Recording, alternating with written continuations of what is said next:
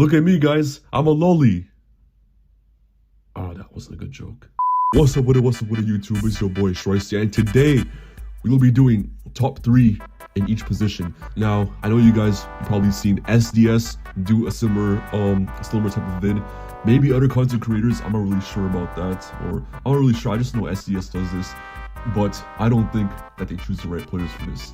So that's what we're going to do today. Just a disclaimer, this is based on who are the 3 best players, who are the 3 most informed. For example, Mbappe was the best player in the world last season, because we know what this guy's about. Incredible pace, incredible finishing. But Dembele was the most informed player, which is why he won the Ballon d'Or, because he put in the better performances. You understand? Okay, good. So starting with goalkeeper, Thibaut Courtois, Juan Garcia, and Alisson Becker. Anytime Courtois plays against us, I swear, bro, he just turns into Shaitan. Even when Real Madrid were struggling last season, Courtois has been coming up clutch for them countless times, even though they didn't end up winning everything.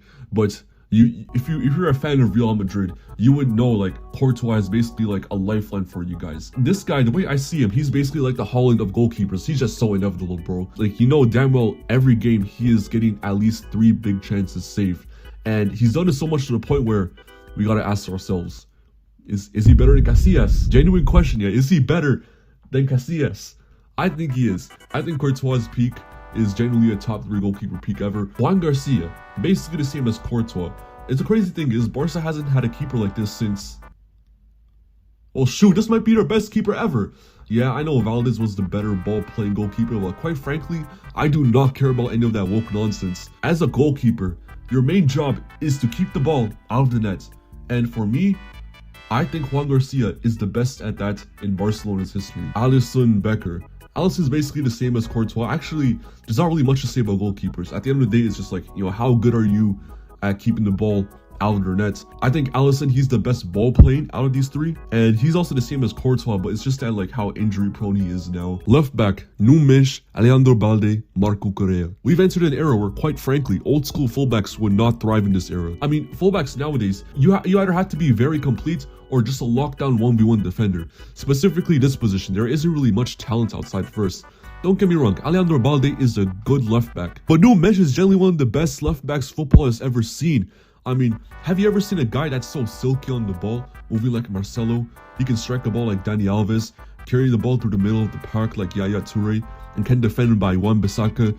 Need I mention, this guy has the athleticism of prime Varane as well. He's the most complete left back ever. He's more complete than Maldini, but generally, if I'm picking like an all-time 11, that will probably be a future vid in itself. I wouldn't be mad if you pick Nunes. And when you look at the rest of the left back talent, it's kind of disappointing. I mean, you have unicorns like Miles Lewis-Skelly and Nico O'Reilly, who are box-to-box midfielders that have been placed at the left back position, but quite frankly, they're just not good enough. I mean, I would put Fonzie at 3rd, but I still need to see how he's like after the ACL injury. And Cucurella, because I think of like that profile of just that like steady, basic fullback. I think Cucurella, he's a good fullback. He's a solid fullback. He can be a fullback for a Champions League contending team. I'm not saying Chelsea is. I'm just saying that's the caliber that Cucurella is. Center back, William Saliba, Dayot Upamecano, Alessandro Bastoni. Now, Gabriel is the most informed center back this season, but that's mainly because of how good Arsenal's set pieces are. And yes, he's one of the best set piece threats ever, but defensively and on the ball, I mean, they're just better. Like Saliba, for example, like I've always thought that Saliba was the better defender, that he was like, you know, a much cleaner tackler, a better reader of the game, much better on the ball. And speaking of on the ball, Dayot Upamecano, I'm not gonna lie, chat, he's probably my favorite center back in the world. And do I like him more than Van Dijk? Right now, yeah,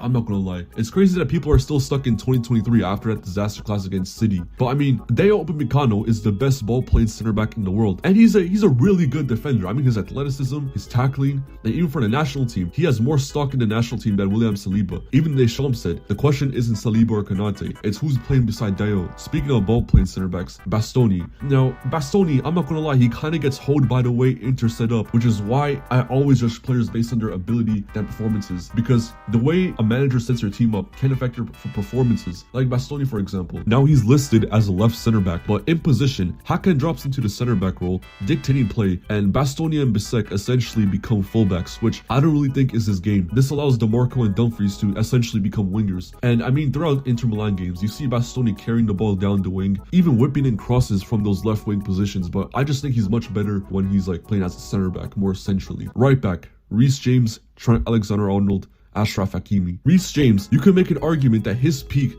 is probably the best peak of a right back ever. Because this guy is just a Philip Lahm regen, I'm not gonna lie. While Lahm might say he was a much better playmaker and a much better reader of the game, but Reece, like Numensch, is the most complete right back. Actually not most, because Lahm is there, but he's one of the most complete fullbacks football has ever seen. I mean, he's been playing more as a midfielder now, but he's still capable of like playing as that bombing up and down the pitch right back. He's incredible from set pieces. His crossing is great. His defending is great. He provides that much needed physicality in midfield. He's just incredible all around. And the crazy thing is, this guy has not changed in ability since he was 21, because I was looking at old SDS clips where they were talking about who are the best U21 players. Go check out that vid. It's pretty interesting on what some of their takes are, because a lot of the guys they talk about are actually doing pretty well for themselves nowadays. Pedri, Musiala, Bellingham, Gravenberch, and Reece James was one of them. And that fat Somali Sean, he says that Reece James, at 21 years old, was already the best right back Chelsea Football Club has ever seen. And I'm not gonna lie, he's kind of right, you know. The only problem with Reece James was that he had trouble staying healthy for like the majority of his career. But like I said, I've always had faith in him. I always knew this guy was the best right back in the world. Trent Alexander-Arnold, I think Trent is the better player than Reece James because he offers more offensively. And you guys know, I highly value the offensive side of the game. Trent Alexander-Arnold is the most progressive and creative fullback football has ever seen. It's crazy, and the crazy thing is, England have both of these players. So genuinely, how do you fit both of these guys in the starting lineup? I don't know, let me know in the comments. But I feel like just because he's getting benched for Valverde, which, don't get me wrong, Valverde, I think he's more of a right back than he is a center midfield, but I just think Trent is better. I think Trent should be the one starting, even though he's had a poor form of games. You've seen him at his best, how he's able to ping those balls to Salah, to Sadio Mane, and even now Mbappe. And Achraf Hakimi, I mean, Hakimi, last season, he kind of revolutionized the right back position, you know, because of the way PSG play, where everyone's like all over the place, but they're still like a cohesive unit. Hakimi was basically moving like a box-to-box midfielder as a right back, because he would be popping up in the 6, in the 8, in the 10, in the 9, on as a right winger, as a right back, as a center back, even on the left sometimes. This guy is basically like your old school fullback, but more dynamic. Sixes.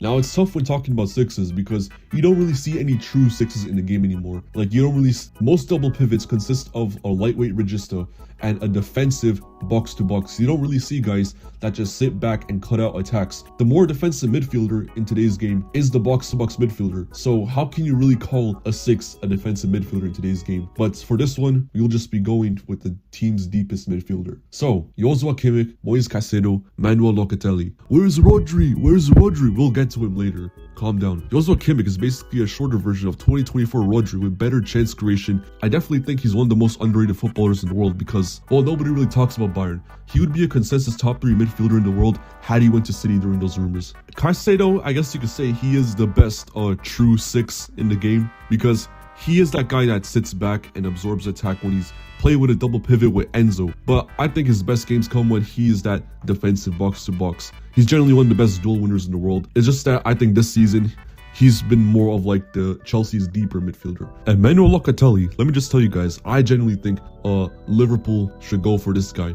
When it comes to, you don't really see many guys of his archetype anymore, you know, a guy that can just sit back and dictate games, but he can also be like a real enforcer in that midfield. Locatelli, just like Caicedo, is one of the best duel winners in the world, but he's also incredible at dictating games and sort of like being that much needed quarterback that Liverpool needs. But this is not a pitch for Locatelli. This is, okay, it kind of is, but I mean, just like that profile is so rare. I mean, the only other guys in today's game where I can see like is similar to that is Elliot Anderson and Curtis Jones, because when I watch Juventus play, it seems like damn near a good majority of Juventus attacks starts from Locatelli winning the ball in midfield and him picking the ball to either Ildiz or Conceição or one of the attackers. Center mids, Pedri, Declan Rice, Rodri. I might be hearing that Rupak, you know, he might be better than Iniesta, because bro, Iniesta hasn't impressed me to the same level that Pedri has. Honestly, yeah, I only watch Barca just to see Pedri magic. This World Cup, I'm not gonna lie, I'm trying to see him in a more advanced role. I'd say having Zubimendi as the 6, giving Rodri the freedom to push up and alleviating some of his defensive duties, and also Pedri pushing into the final third to get the best out of his chance creation. Declan Rice, yeah, is already one of the best English midfielders ever. He's better than Carrick. He's better than Carrick. I feel like one underrated thing about him is his pace. Like his pace combined with his size, strength, and technical ability is just a cheat code. You could see the Yaya Toure influence in this game, the way he can just drive through midfields with ease. He's also an incredible duel winner, great ball striking, great from set pieces. For me, the final frontier would be to improve his passing range and his ability to dictate games. Rodri's done his ACL, which means he can't carry a huge defensive load. You see, this is my thing with Rodri. He was already not elite at defending transitions, but now he's absolutely shambolic without his knee. That is kind of like the reason I've always seen Rodri as an 8, because for me, his best attributes were his ability to dictate games, his ball carrying, his passing range, and especially his chance creation, which I think is his best attribute.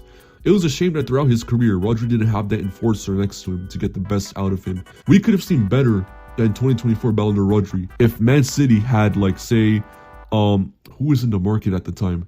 If they had gone for Caicedo or Shu, maybe even Declan Rice. Because the thing is, why would you put an elite chance creator further away from goal? Sorry, it just doesn't make sense. Attacking midfielders, Jude Bellingham, Bruno Fernandes, and Jamal Musiala. Jude Bellingham is still by far, and has been for the past 2 years, the best attacking midfielder in the world. You could argue that he's more of an 8 because he's one of the best ball carriers and duel winners in the world, but he has also one of the best striker instincts in the world, and he's the best box scratcher in the world. Jude, quite frankly, is an anomaly.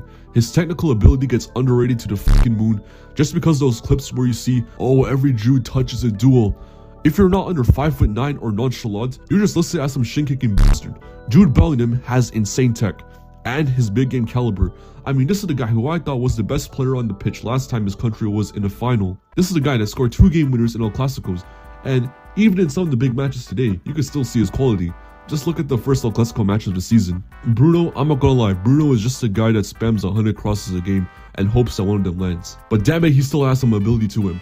There are better quality chance creators than him, but at least he's taking a risk. The only time I've heard United fans complain about him is during the Amorim era, where he was being played out of position for a year and a half. Musiala, he's just come back from a gruesome injury, but I think he's Bayern's best player. He's really a testament to the 10s of the 10s. You know, like Ozil, like James, like Juan Mata. Incredible in tight spaces, can find a pass through a forest, doesn't really have crazy passing range, but the ability to break down a defense is so valuable in today's game. The reason I have Bruno ahead of him is because I still question Musiala's big game caliber. Like, yeah, he can do it in Bundes, but can you do it in the Champions League? Bruno is also the better chance creator and is more mobile. Left wing, Kylian Mbappe, Vini Jr., and Rafinha. I'm not trying to hear any of this Mbappe striker nonsense until he starts playing like a striker and stops forcing that let me drop deep so I can dribble it past everyone like R9 and that can be my legacy gimmick. He isn't a striker in my eyes. But I mean, it's Mbappe. He's the best player in the world. Vinny has always had this ability. You just don't become bad overnight unless you suffered a traumatic injury. He just wasn't there mentally. The Ballon d'Or fiasco had him rattled for a whole year. It was like, you know when Marineford went, oh, let me not say that, that's a spoiler low-key. You know when SpongeBob was having an off day that one episode, when he was just messing up every order. You know, less composure than Ugarte in midfield. But then he went home and was still messing up because he was so upset over it.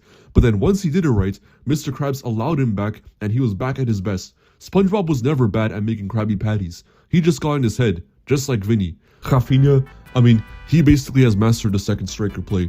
Great off-ball movement, great at crossing into the box, great ball striking, good enough at 1v1s. Right wing, Lamine Yamal, Ousmane Dembele. Yamal is Yamal. I do not need to say anything more. Dembele, I mean, there was a debate about what position he actually is. When you watch PSG, he's more of a free roaming winger, dropping deep into CDM, picking up the ball. He'd be getting on either wings as well. I used to think he was a 10 or a false 9, but I think right wing is good for him. He's one of the best 1v1 players in the world, and one of the best chance creators in the world. And striker, Erling Haaland, Victor Osimhen, Alexander Isak. Yes, I do think Isak, Osimhen, and Ekitike are better than Harry Kane. Erling Haaland is Erling Haaland. I do not need to say more. Victor Osimhen, it seems like everyone has written him off just because he plays for Galatasaray. But don't get me wrong, Osimhen still has that ability. This is a guy that was consensually, is that the word? Yeah. He was consensually considered the best striker in the world. Actually, not the best striker in the world. The second best striker in the world in 2023. To be fair, he was playing in the Serie A, but I think he's the best striker in terms of aerial ability. And Alexander Isak, we've seen what he did at Newcastle.